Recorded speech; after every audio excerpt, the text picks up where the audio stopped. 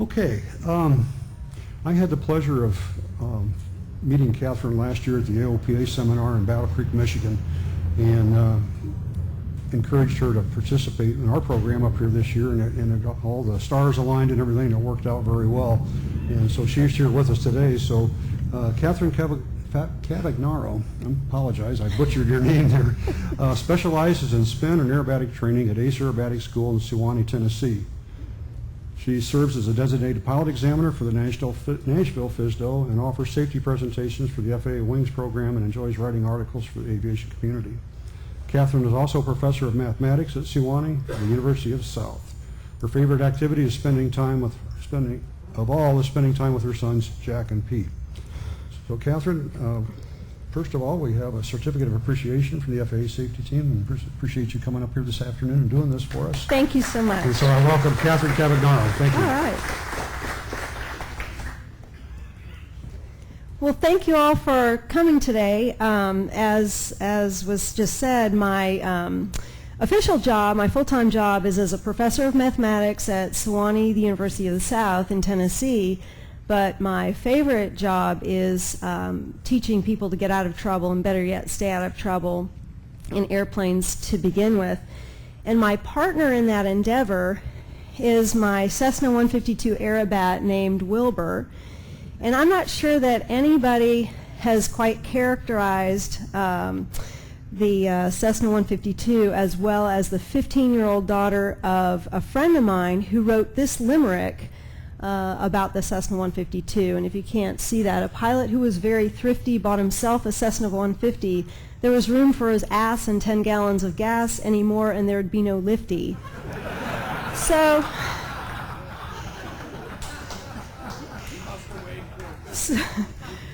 what makes him perhaps suboptimal as an aerobatic performer actually makes him perfect for what I do, because even when I teach basic aerobatics, it's really an emergency maneuver course in disguise.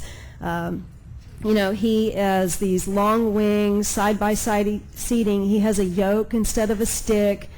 He has an underpowered engine. I mean, it's just a stock Lycoming 0235 that was in the stock versions of that airplane.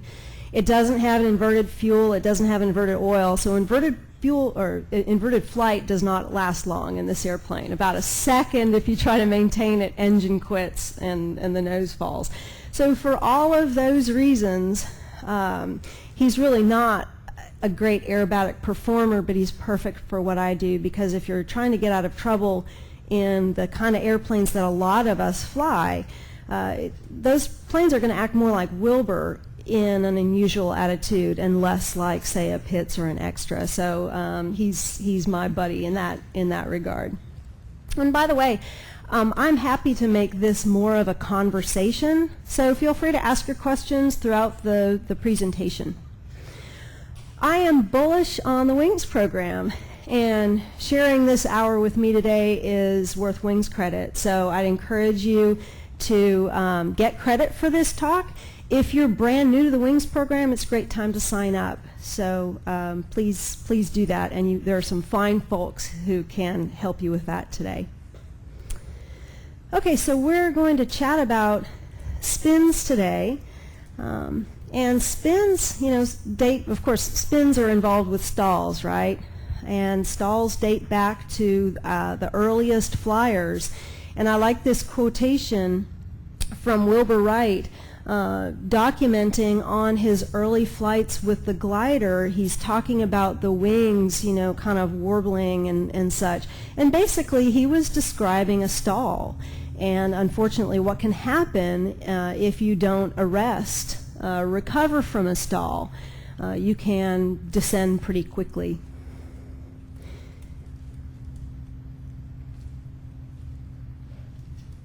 The first credit for the first intentional spin goes to a British pilot who actually spun that airplane intentionally. So I think that guy has guts. That was back, I think, in 1912, if my memory serves me. All right, but we're going to talk about what a spin is first, and then how to get out of it and how to avoid it. And we can't talk about spins and stalls unless we talk about lift to begin with. And I like this smoke tunnel video. It shows the airflow above and below our wing, and we're relying on that smooth attached flow to the wing. And I like this video too because it shows you the extent to which the air that moves across the top of our wings is accelerated compared to the bottom. So that higher velocity flow up top corresponds to a lower pressure environment, so we get a net force in the upward direction. I like this video too because you can see at the back of the wing we have a little bit of disturbed flow. You'll never get rid of that completely. You can minimize it by our pointed trailing edges, but you're never going to get rid of that completely. So just kind of file that away, that little bit of disturbed flow at the back. Okay, I'm a math professor, so contrary to what he said, we are going to lock those doors at the back and make sure you can't get out. Just kidding. I do that with my students at the university. Actually, I don't really, but anyway, so being a math professor, I've got to have a formula. So here's one of my favorite formulas. It shares with you the components that go into lift. Lift, first of all, is a function of air density, and that's not too surprising. The greater your air density, the more lift you get. So the closer you are to the ground, the colder the day. Anyone who's flown in January versus July knows that you get more lift when the air is denser. It's also a function of wing area. So the larger your wing area is, of course, the more lift you get. But it's these last two factors that I want to highlight today especially. The first one there is velocity. And here is where that math really comes in and says something profound for us. That's velocity squared. So what that says is that if you double your velocity, you're actually quadrupling your lift because of that square. Or if you cut your velocity in half, you cut your lift in a quarter. So velocity has a profound effect on lift, as does coefficient of lift, which you can just think of as angle of attack. As the angle of attack goes up, our coefficient of lift goes up until we get to that critical angle of attack, after which the lift drops off precipitously. Okay, induced drag is an inevitable byproduct of lift. If your wings are lifting, then you are incurring induced drag. Those two go hand in hand together. And the reason is this: the lift created by the airfoil or the wing is perpendicular to the chord line. That's not exactly the direction that's getting us off the ground. Okay, so that vertical component of lift is called the effective lift. That's what's getting us off the ground. The difference between those two is induced drag. So you can see that as the angle of attack is increased, induced drag gets larger. So induced drag is greatest when we're at a high angle of attack. You can visualize induced drag via wingtip vortices. So if wings are lifting, they're creating induced drag, and again, that's the vortices are just a representation that you can see of induced drag. And you can see with the smoke tunnel video that as the angle of attack of the wing is increased, those vortices become stronger.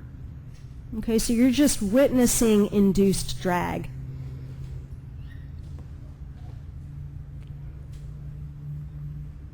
Okay, so stall, remember we're relying on that nice smooth flow, that flow that hugs the airfoil on the top and the bottom, but there was that disturbed flow at the back. As we raise the angle of attack of the wing, what happens is that bit of disturbed flow starts to march forward along the wing, okay, toward the front. And what it's called, it's a separation bubble. So the flow actually along the wing around that separation bubble will be moving back to front. So it actually moves backward. When we raise the angle of attack sufficiently, that separation bubble moves forward to the front part of the wing, and when it envelops enough of the wing, then the wing stalls. So you can see that the flow just comes across it and it's not attached to the airfoil anymore, the wing. So here's a video. The contrast is not as great as the other videos, but I think you can see that there's a bit of a separation bubble here. That's what you're witnessing. The flow is coming across and it's separating. So as we raise the angle of attack of the wing, you'll see that separation bubble come forward. So that wing is stalled. The good news is if you don't like stalls, all we need to do is lower that angle of attack and that flow reattaches nicely.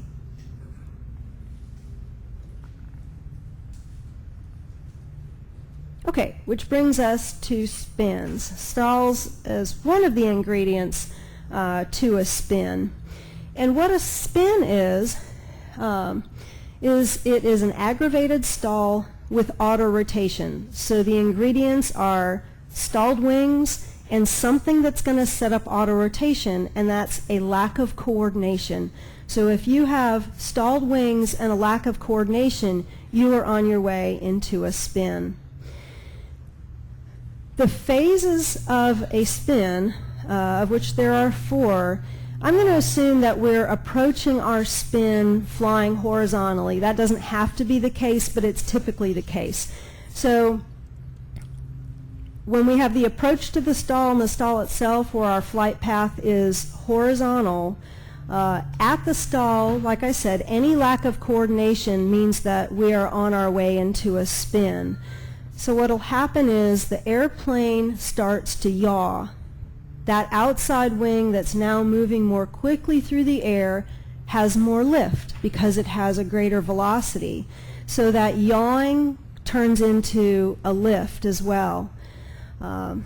So most airplanes will briefly turn over on their back, and then my airplane will always settle into an upright spin. That corner between horizontal flight and what's going to become vertical flight is called the incipient phase of the spin. So you've excited the spin with aerodynamic forces and moments, and now your inertial forces and moments are picking up.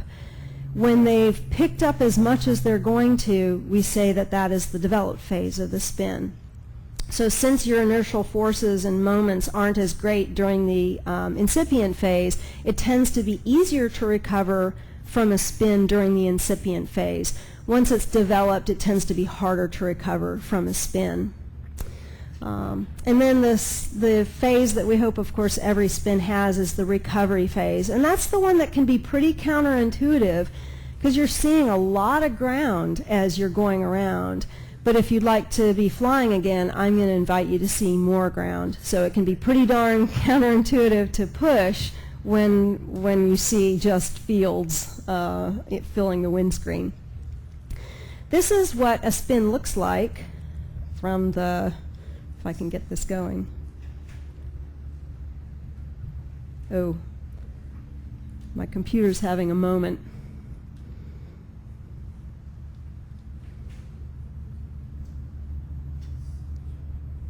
We'll try that again.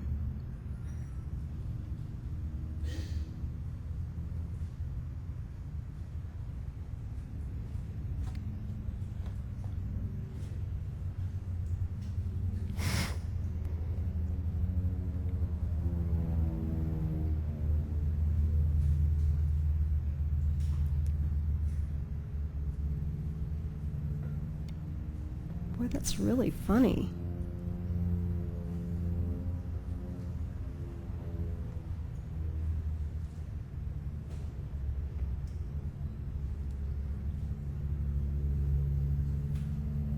Might break away from that real fast and see if I can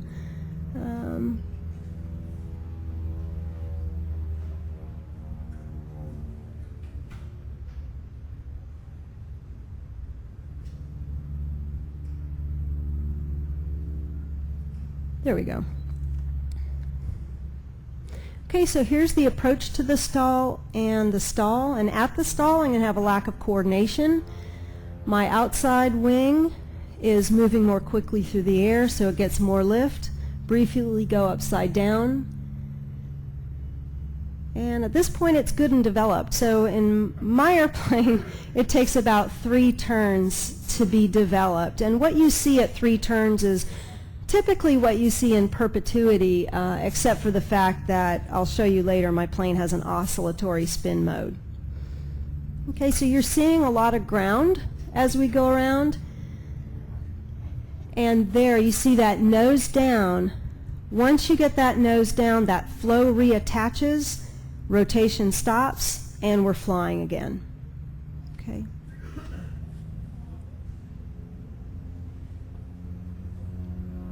So, all right.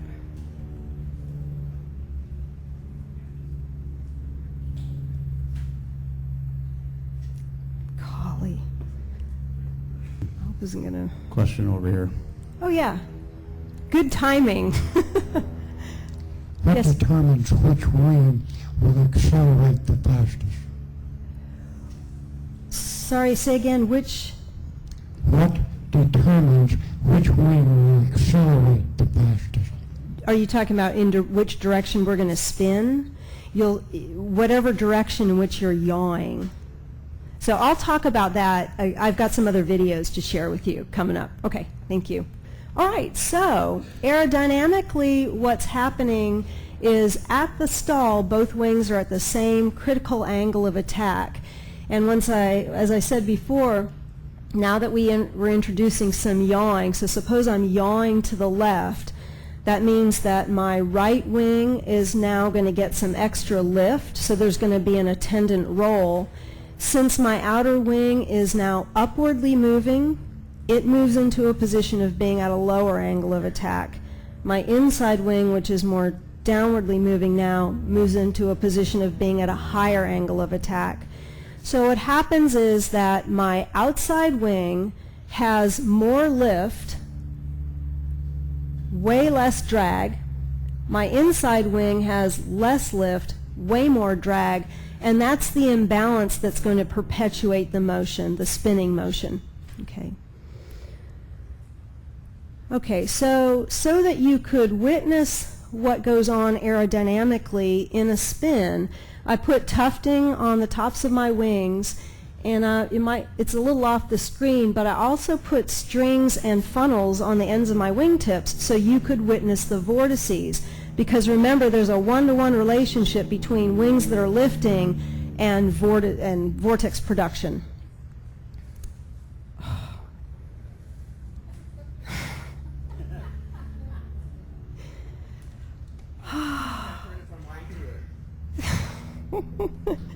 That's a well-timed question. Yes, sir. You had about 5 applications open. You're asking your machine to do a lot of work right now. So just kill some of those things. Like It's funny. It's your mail, your browser will be your best one. all right. Photos, kill all those things. And your machine will act a little more like it. Quick time you probably need to do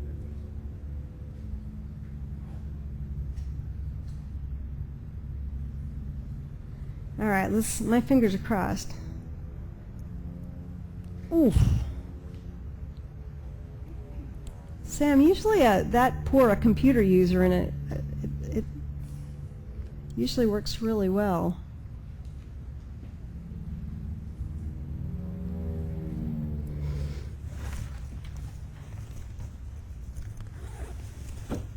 I'm going to plug in here and see if that helps.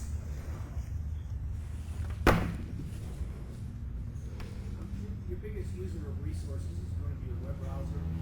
Kill off Safari.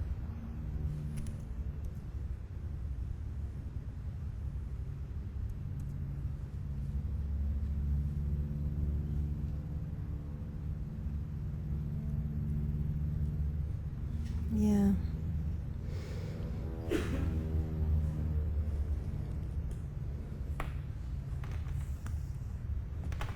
Gosh, apologies.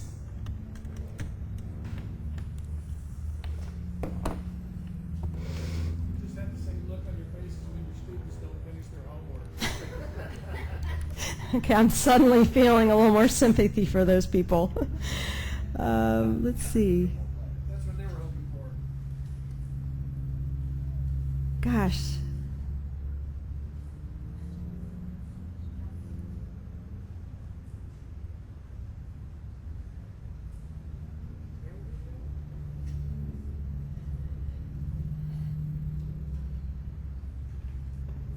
No, let's see.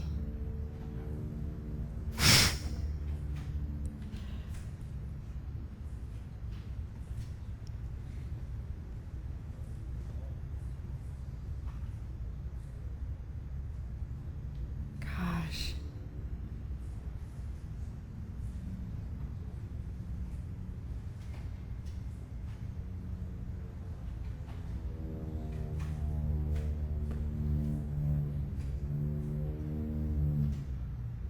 That's not the right one.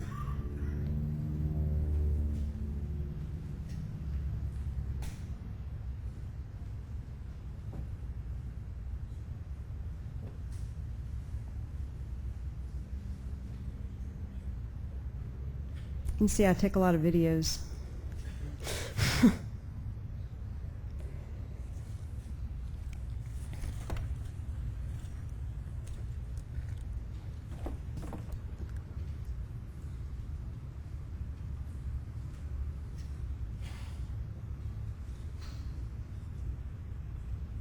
There it is. Okay. All right. So here's the spin entry, and you'll have to look off to the sides to see the tufting, or to see the cones on the wings. But now that we're good and developed, you can see that the left wing is completely stalled via the tufts, but you can also see that hopefully that cone off the left, there's no vortex on the left. But my outside wing, actually that wing is also almost stalled completely, but there's a bit of lift being produced by the outside wing. So that's proof positive that in a spin, your inside wing has a higher angle of attack than your outside wing does. Okay, and you can see that it doesn't really take much of a forward push in order to reattach that flow and go both wings flying again. Okay. Yes, sir.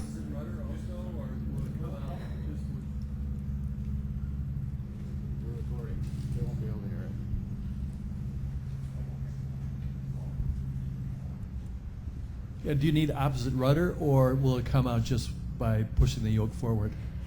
My plane will actually come out just by pushing the yoke forward. But it's part of the recovery, the POH recovery, and I always teach that the POH recovery is the Bible. So truthfully, in this airplane, you could hold your pro spin rudder in, and it'll still come out. You'll hardly notice the difference in terms of the efficiency of the recovery. So. Okay. Boy, this is...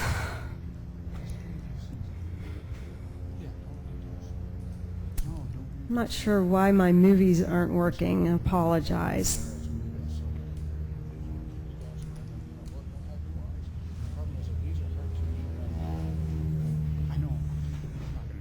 So, me...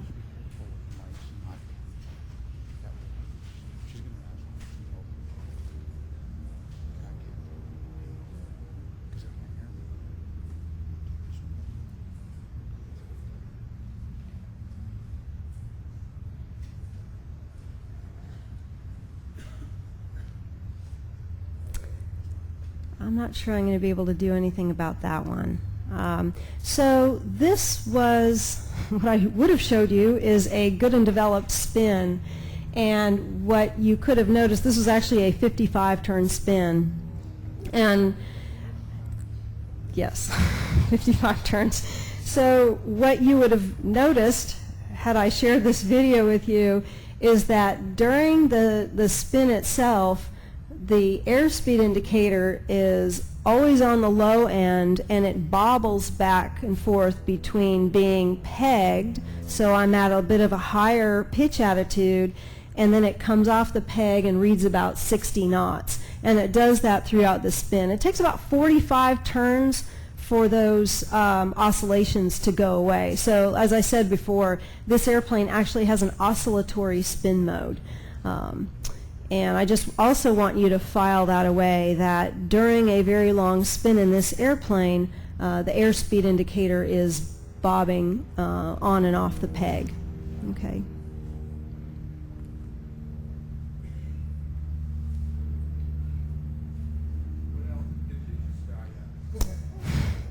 I started this spin at 14,000 feet MSL. So the question was, at what altitude did I start? I started it at 14,000 MSL, and I recovered at 2,500 MSL.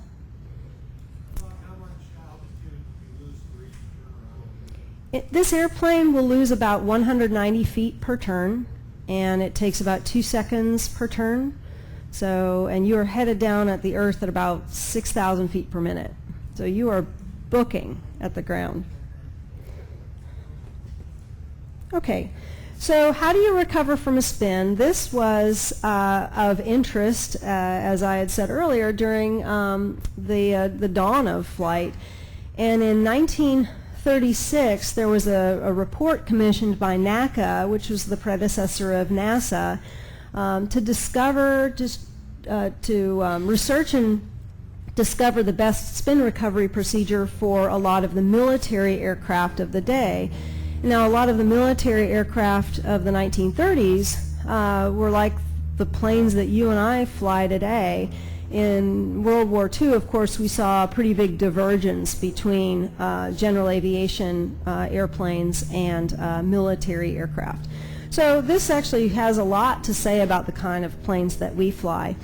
So they came up with a recommended use of controls during spin recovery. And they assumed that we were going to keep our ailerons neutral and briskly move the rudder to a position fully against the spin. And after a little bit of time, say in this case at least 1/2 additional turn, briskly move the elevator forward, or elevator down, stick forward, and then hold these positions until the controls, until a recovery is effected, and then of course pull out of the attendant dive. So you can see in the spin recovery procedure for my airplane, it's pretty reminiscent of that 1936 NACA recovery. Close my throttle, make sure my ailerons are neutral, flaps up if they happen to be down, rudder opposite the rotation, and then forward yoke. In my airplane, there is no reason to wait. As I said earlier, the rudder does not do really much. It gets you into the spin, but in my airplane, it does not get you out of the spin at all. And then once that rotation stops, make sure you neutralize the rudder and then pull out of the dive. That same recovery procedure, or not the same one, but the Piper Cub recovery procedure is also reminiscent of that old NACA recovery. Close the throttle, ailerons neutral, opposite rudder, wait for the rotation to stop, and then come forward. So even though the order of events are very similar, these two spin recovery procedures have a big difference. In my airplane, there's no reason to wait. Opposite rudder push and the rotation stops. In this case, it's better to stop the rotation first because this airplane can have a VNE of 129 miles an hour. So if you come forward with the stick too soon, you could risk overspeeding the airplane. And then of course neutralize the rudder and pull out of the dive. So I'd like to emphasize that these airplanes have some pretty important differences, or they can have some pretty important differences, so it's always good to check your own POH. That being said, I think it makes sense to go through some of these recovery items and see why they might make sense for a lot of airplanes that you and I fly. So first of all, closing the throttle. Why is that helpful? Well, we get that flow across the tail, which provides a downforce from two different components. First of all, the airplane itself is moving through the air, so there's flow across it. But then that running engine provides an acceleration to that flow. So once we kill the engine or throttle back, that tail downforce diminishes and our tail comes up and our nose comes down. Okay, so generally speaking, things that are pitching our nose down are helpful for recovery. Okay, I don't know if this is going to work or not. All right, so if I could have shared this video with you, this was a 60-turn spin that I did, and in it I spun to the left and I gave it full aileron to the left, so aileron into the spin. And what happened is fascinating. When you give, in this airplane, in this platform, when you put ailerons into the spin, it makes it go a little flatter. Okay, so flatter being bad. Our nose is pitched up a little higher, and it makes the oscillations go away. So that's interesting. Ailerons into the spin in this airplane are bad. Okay, they help hinder recovery. If you give ailerons opposite the spin in this airplane, you can actually steepen it to the point of recovery. So what's fascinating about my airplane is the rudder doesn't get you out of a spin, but the ailerons actually can. It's not a pretty recovery, but it works. Okay? So again, just to review, in my airplane, ailerons into the spin are bad, ailerons against the spin are good. Okay. With a PA-28 though, this is based on work done at the University of Tennessee Space Institute, where a dynamically scaled model was spun, and when ailerons were given or input against the rotation, against the spin, it made it go flat to the point of unrecoverable no matter what they did afterward. That's pretty eye-opening. Two different reactions to ailerons. Okay, so here's the moral of this story. By Part 23 certification, honestly, there's not a whole lot that those test pilots have to do when they're spinning with ailerons. So if you're playing around with ailerons in a spin, you're really a test pilot. Okay, so they can have a pretty mysterious effect, so it's better to just leave them out.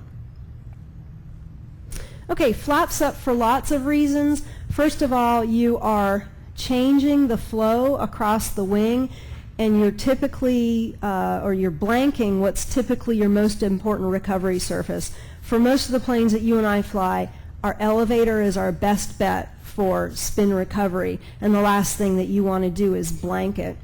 Also, VFE in my airplane is only 85 knots. I'll easily go to 120 knots on my recovery. The limit load factor for these airplanes does not have to be as high with your flaps down. For instance, for the normal category, the limit load factor is 3.8 Gs. With the flaps, the requirement is only that it's 2 Gs. Okay, and I'll easily go to 3 on the recovery. And then some airplanes get a pitch up when the flaps go down, like if you've ever flown a Saratoga, when those flaps go down, the nose pitches up, and things that are pitching our nose up aren't very helpful. So for all those reasons, keep your flaps up.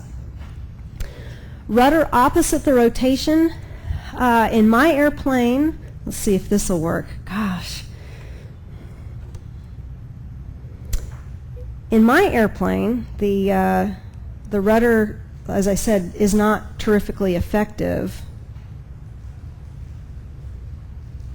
And I do have a video. Does anybody have a well-timed question? Not getting vague. You're right, yeah. Let's see.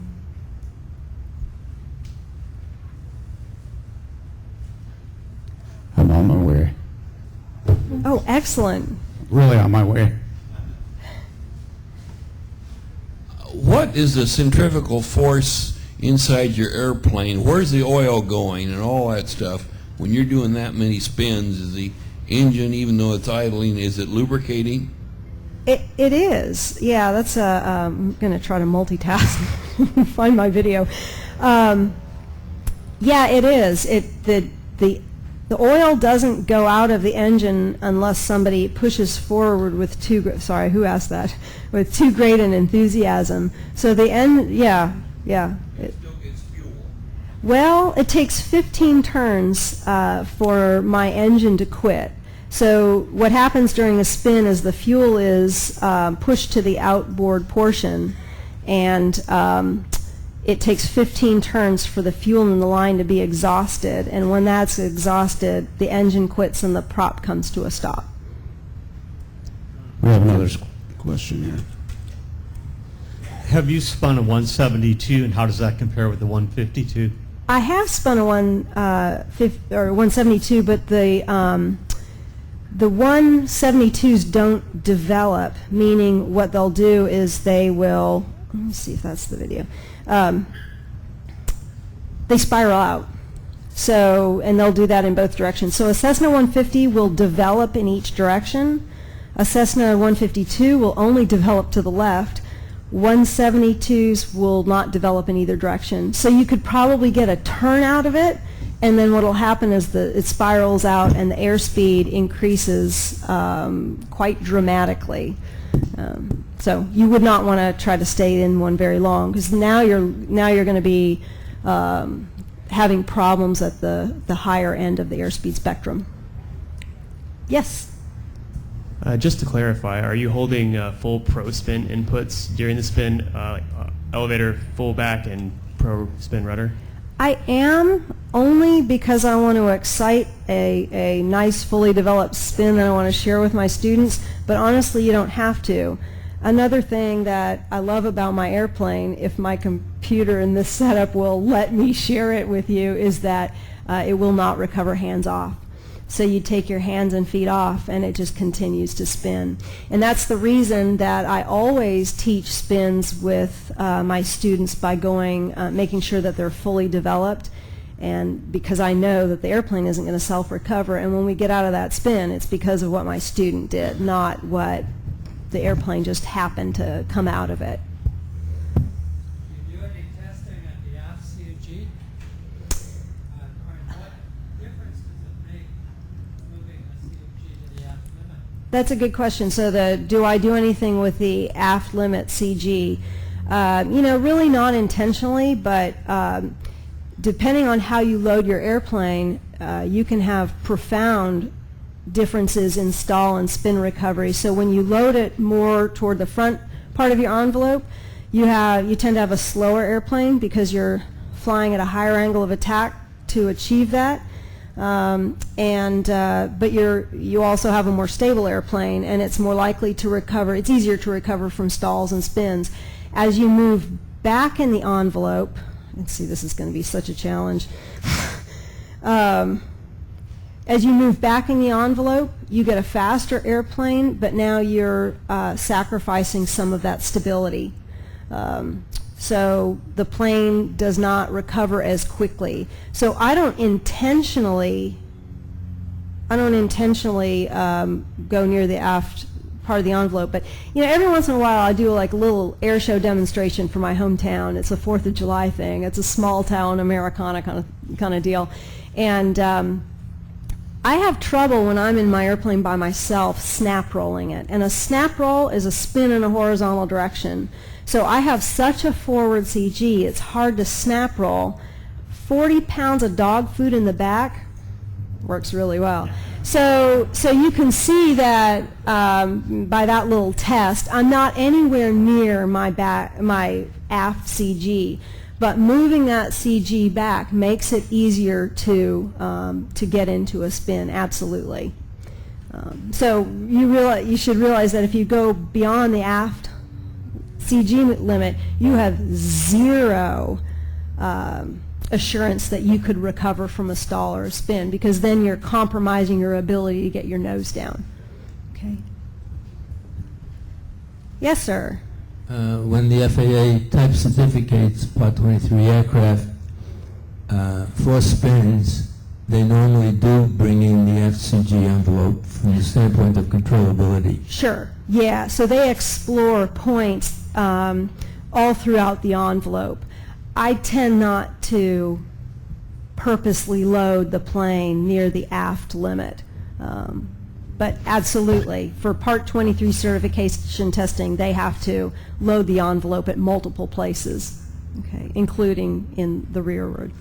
I'm going to see if this will...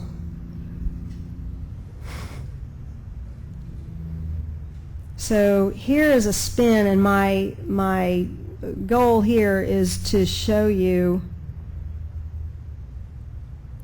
well, hang on, maybe it was the next spin. Let's see if this is it. So what I just wanted to share with you is the airflow across that vertical stabilizer during a spin. And once I'm in the spin, you can see the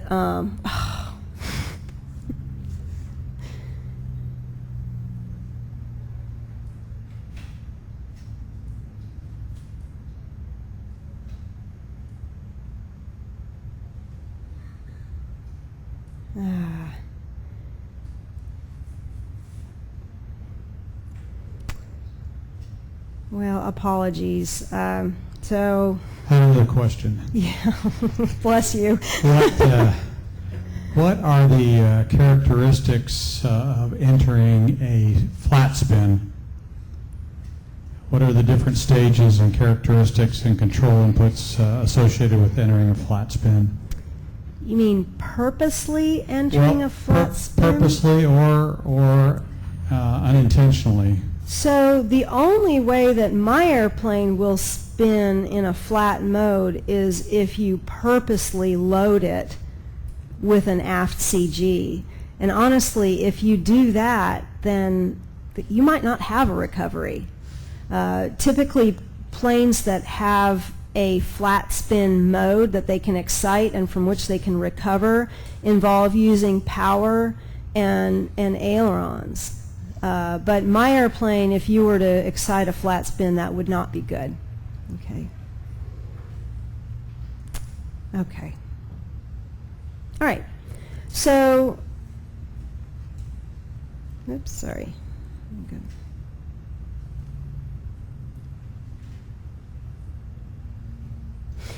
Okay. So we're going to give rudder opposite the rotation.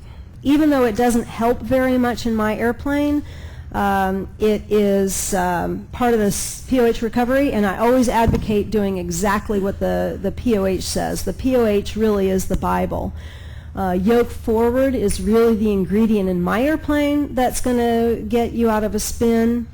And then after the rotation stops, we want to neutralize the rudder. And why is that important? Well, for two reasons. So first of all, we want to be kind to the airplane. A rolling pullout is hard on the airplane, or a corkscrewing pullout is hard on the airplane.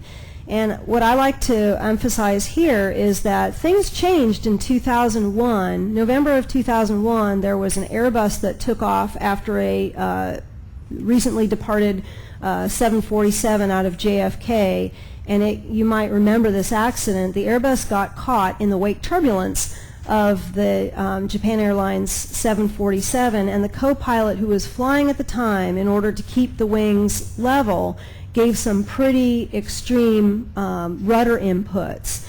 The tail departed the aircraft, and you can, imagine that it was, I think there was 165 fatalities in all, 160 in the airplane and 5 on the ground. And after the data from the flight came back, they found that the airplane was actually going below maneuvering speed. So that begged the question, well, what gives? What was the problem with giving such extreme control movements? And then it was studied, and I think in 2009 there was a redefinition of maneuvering speed that was presented, And maneuvering speed does not mean what I learned it to mean when I was a student pilot. We get one control movement in one axis, okay? So once you go back and forth, that second rudder movement means you're not protected by maneuvering speed. Nor are you protected if you have extreme control inputs in multiple axes. So if you forget that to take that rudder out to neutralize it, and now you have an extreme pullout, you're not protected by maneuvering speed. Okay, so we certainly want to be kind to the airplane, and you can imagine an emergent situation if you get yourself out of trouble and you are still holding that full opposite rudder, and then you get slow all over again. You have the tendency to spin in the opposite direction. So get that rudder neutral. And then pull on out of the dive. Okay. Okay, so was my plane spin tested? I like to talk about this a little bit because there's a lot of misinformation out there about it. For the normal category, what the test pilots have to do under Part 23 certification is take the plane up, put it into a one-turn spin, and then it has to recover in an additional one turn. That's not saying much, okay? My airplane will recover hands off, screaming, you know. So that's not much of a test. And if an airplane has a ballistic parachute system, it doesn't even have to go through this one-in-one test, okay? So if you have a normal category airplane, N stands for never, never spin a normal category airplane.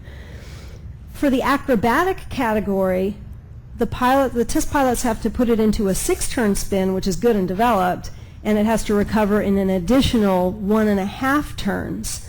Now that's saying something, okay? It can't have any bad characteristics along the way. So A stands for always. You can always spin an acrobatic category airplane. The utility category, that's the one that's the source of, I think, the most misinformation. Just because it's a utility category airplane does not mean that you can spin it. The manufacturer has a choice. They can demonstrate the one-in-one, in which case you should have a plane that is placarded against intentional spins. But people redo interiors, placards come down and they're not necessarily put back up, so just because a plane doesn't say on the inside that it's not approved for intentional spins does not mean that you can go spin it. The manufacturers can also demonstrate the 6 and 1.5, in which case you should have an airplane that is approved for intentional spins while it's in the utility category. But then people modify airplanes, right? There are STCs for STOL kits, for engine upgrades and such.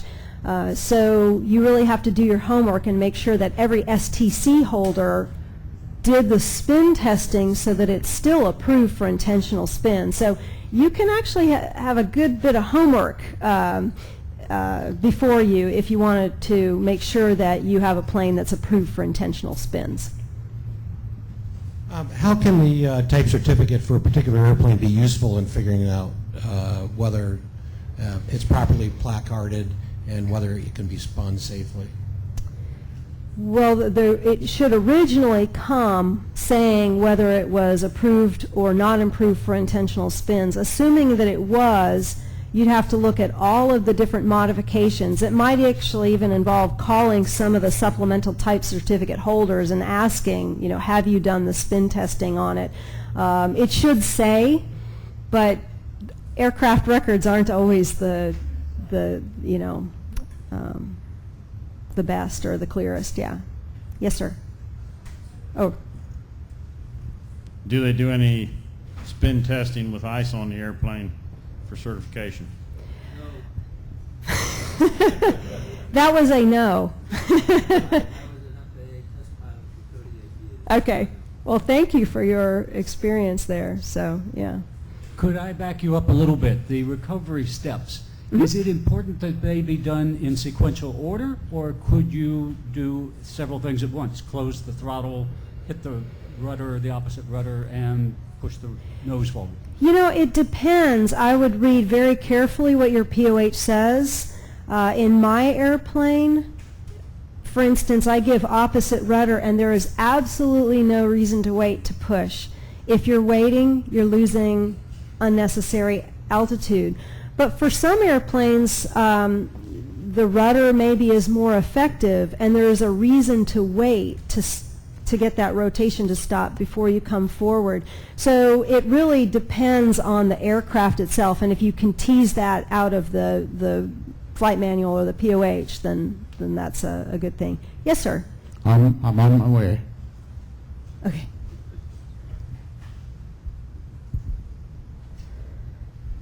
As far as the compatibility of different STCs affecting your utility abilities, I would not bother calling the STC holders or the manufacturers. I would send the FAA a letter asking them to certify or to state to me that my present configuration defined by such and such is compatible with these other configurations in the spin category. Okay.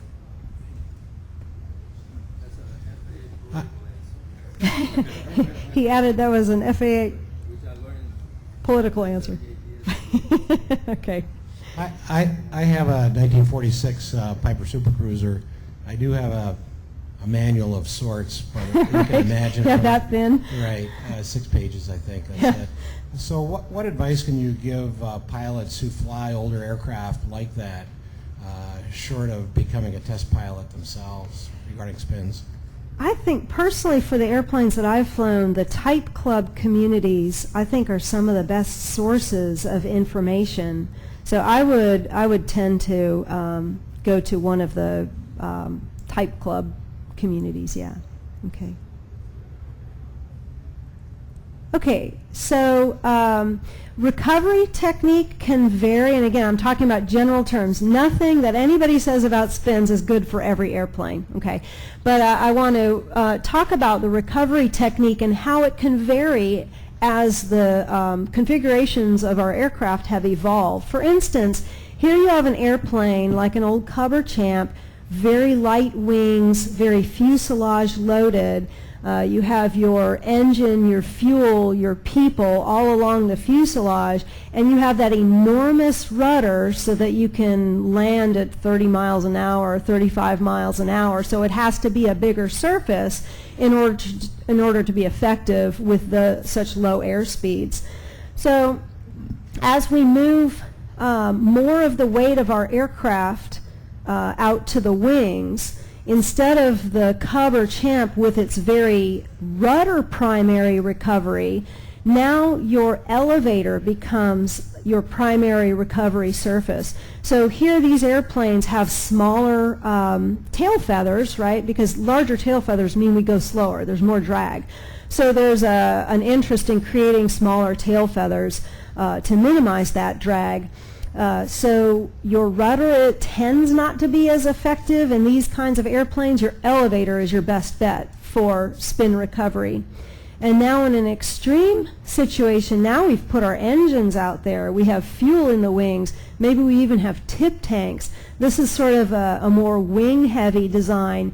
Your elevator is definitely your best bet for recovery. Your rudder isn't, but you should know that multi-engine aircraft are not spin tested. We know they have terrible spin characteristics. So what's done is you have anti-spin devices that are put onto these airplanes, like that ventral fin. You know, you can have strakes on the nose and such. Those are all anti-spin devices, but then we kind of cross our fingers, okay? Because again, if you were to get into a spin in a multi-engine aircraft, you might not be able to get out of a spin. So it's definitely elevator primary, but that elevator might not be sufficient. Okay. Okay, and I like to come back to that NACA report because, you know, one thing that's one of my pet peeves about spins is people talk about the spin recovery. There is no one spin recovery. There's a spin recovery procedure that's appropriate for every single plane out there. And I think that's an often forgotten last line from this spin report. Okay, so again, the moral of that story is check your own POH.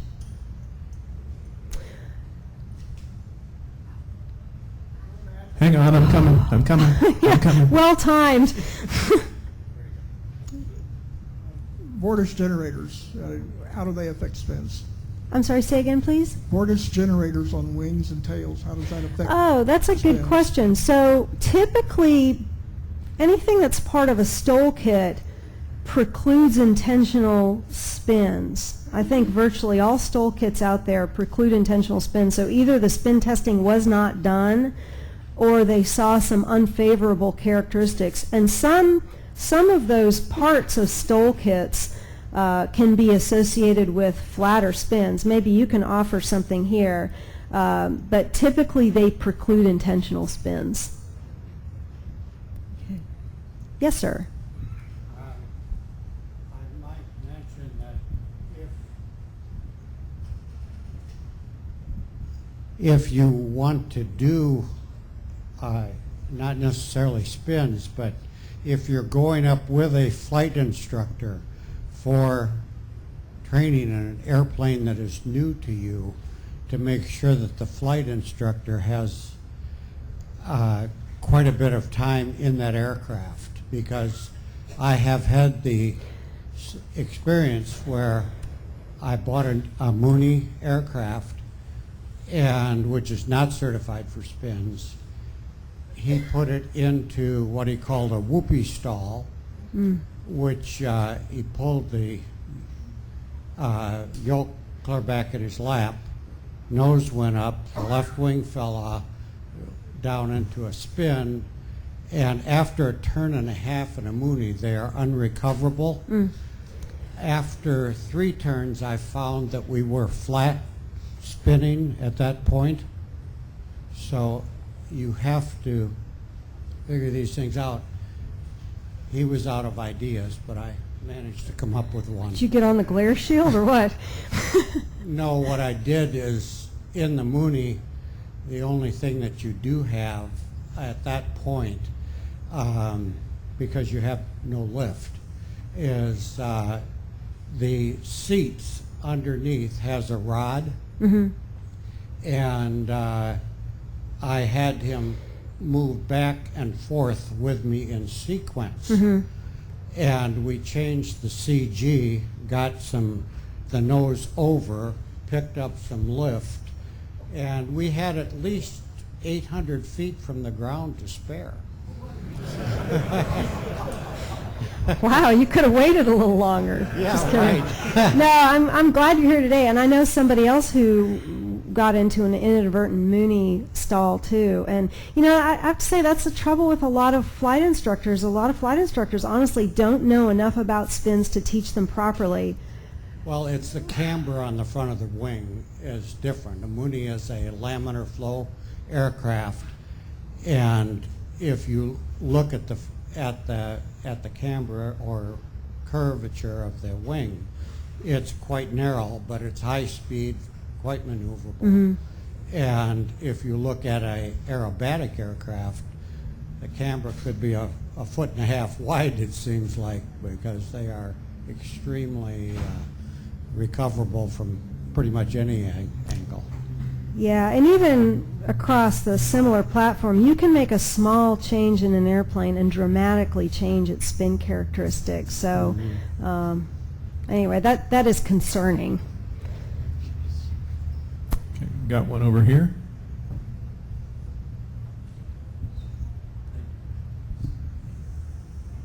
Oh, yes. Did you ever research the spin axis? Is it in the airplane or out front of the nose, or where? I've had some background in that. So in my airplane, the spin axis, based on some protractors and such, it goes through my front cowling. But it also changes a little bit because my spin is oscillatory. But from best I can tell with the crude instrumentation I have, it goes through the front cowling. So, yes, sir. Here I come.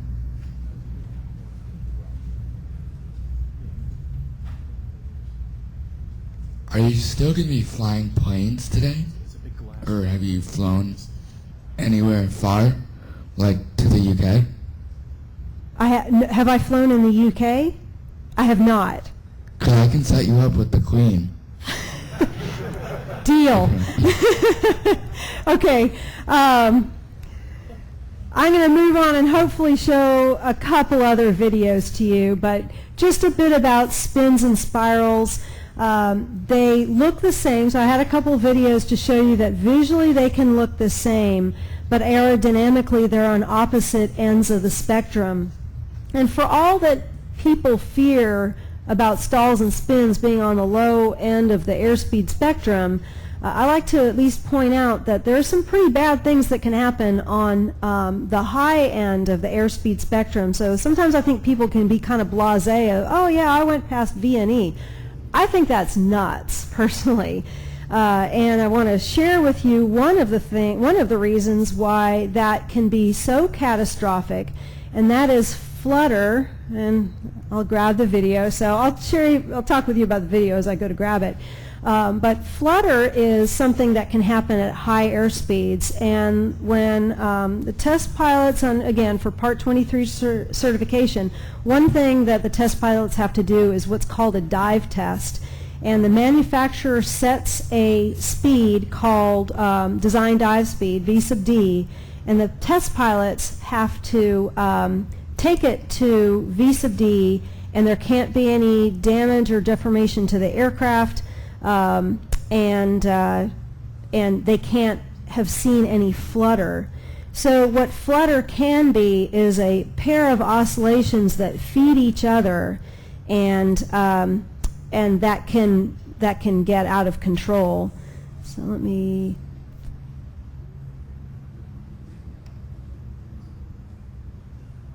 Here it is.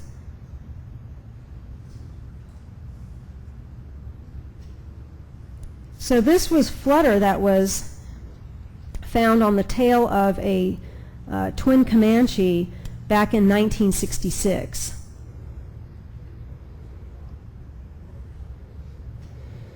And you can see what's happening is the oscillations are growing and growing and growing, and at a certain point, flutter causes control surfaces to come apart into thousands of little pieces.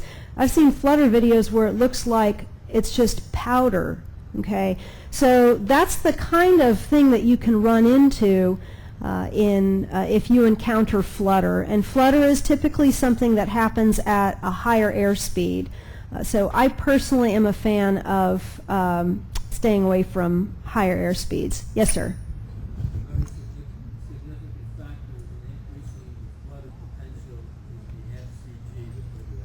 Oh, okay. Yeah, so the contribution here was that an aft CG can exacerbate flutter incursion. So I suppose the bad thing about a spin is that it has a counterintuitive recovery. I suppose the good thing about a spiral is it tends to have an intuitive recovery, except something that I point out is I think this video isn't going to work, so I'm going to, let's see.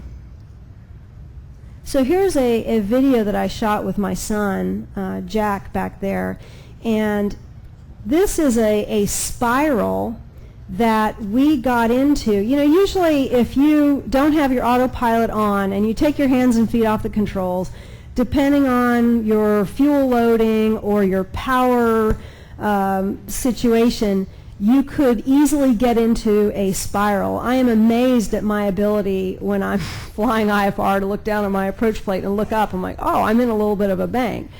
And what happens if that's left unchecked is basically what we're doing here. And by the way, I have an article that came out in the August edition of AOPA Pilot on loss of control. And this is a video that my son Jack and I did for that video. So basically, we're just taking our hands and feet off the controls and letting that spiral happen.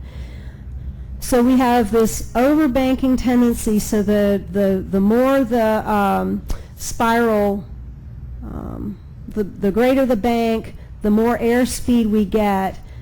And when we right the airplane, notice that we get a pitch up. So here's something that could be a little counterintuitive about spiral recovery, is that could actually involve a bit of a push.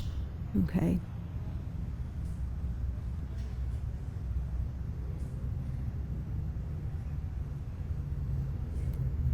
And so there's my August article. I encourage you to take a look at it. And you know, I don't think these videos are going to play, but I have the same spin done with 3 angles, and I show you that after 3 turns, my hand goes up, and it does not self-recover, and then I give full opposite rudder, and it still doesn't recover. In fact, the rotation doesn't even slow. So I offer to share this with all of the students with whom I fly, and if people don't choose to see it in the airplane, I have the video to share that with them. Okay. So, but hands off does not work in my airplane. So how do spins occur inadvertently? One of my favorite videos came from a flight instructor in Nashville who called me a number of years ago, and he had said that his spin instruction was a little lacking, and so he came down to do aerobatics with the idea that we would also do a healthy dose of spins. So why can I not? I saw this video earlier. Oh, there we go. So one answer to that question is that, you know, aerobatics that doesn't go as planned can be a source of spins. So when my son, who's 18 now, it's hard to believe, when he was a lot smaller, he had this alligator called Snappy, and he asked me to take Snappy to work that day, and I said, well, Jack, you know, I'm going to the airport to work today, not the university. He said, yeah, I know. So I asked David, I said, do you mind if we fly with Snappy? And David didn't mind at all. He videoed all our flights and put them out on YouTube and said, hey, check out my videos. So I looked out there and I laughed, and I was just about to give a talk for FAA, and I said, hey, can I steal that video? And so I swiped it off YouTube, and he said I could. So here is his first Immelman, which is most of a loop followed by a half roll when you're actually really slow. And Snappy made an appearance for this one. So here's his loop. And at that half roll, it is really hard to stay perfectly coordinated. So guess what? We're at a high angle of attack, a lack of coordination, a spin. It's easy to spin out of an Immelman. So anyone who wants to do aerobatics should have a really good dose of spin training to do that. Okay. I'm not even going to bother with those videos. So I had some ultra cool videos to show you of well, actually, I think I can do those quickly. I think I see them right here.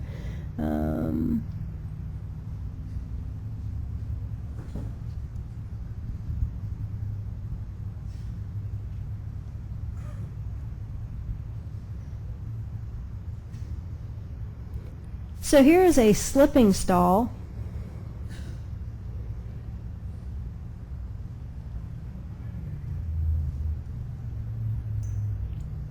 So whenever you're in a slip, your high wing has a higher angle of attack. It stalls first, and you're going to go over the top.